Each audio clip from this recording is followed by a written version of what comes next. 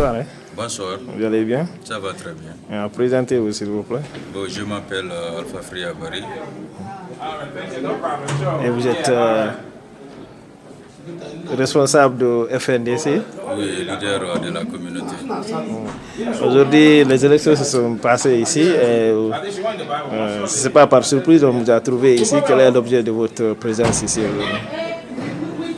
L'objectif, c'est de venir apporter ma contribution dans le cadre de l'organisation du processus électoral concernant l'élection présidentielle pour le premier tour. Et comment ça s'est passé cette journée? Mon avis par rapport au déroulement de toutes les activités liées à l'élection, tout s'est très bien passé. Beaucoup de gens qui se disent que maintenant que M. Alpha n'est plus du FNDC. Non, moi je pense qu'en tant qu'un homme qui se bat pour le respect de l'état de droit et de la démocratie à l'échelle nationale, régionale, continentale et internationale, il faut apprendre à respecter le point de vue des uns et des autres. Chacun est libre d'avoir sa perception envers ma personne. Mais tous ceux qui m'ont connu savent que j'étais toujours quelqu'un disponible pour ma communauté, disponible pour mon pays et disponible pour tout le monde.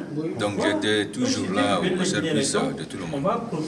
Maintenant, pour votre poste que vous maintenez toujours, vous êtes toujours le responsable du FNDC et du Parlement citoyen de l'Amérique du Nord?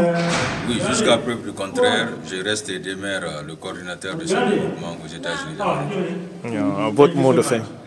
Mon mot de fin pour cette journée, c'est de féliciter les autorités diplomatiques au niveau des États-Unis par rapport à leur implication, mais surtout la facilité qu'ils ont créée dans le cadre du processus électoral, mais aussi respecter M.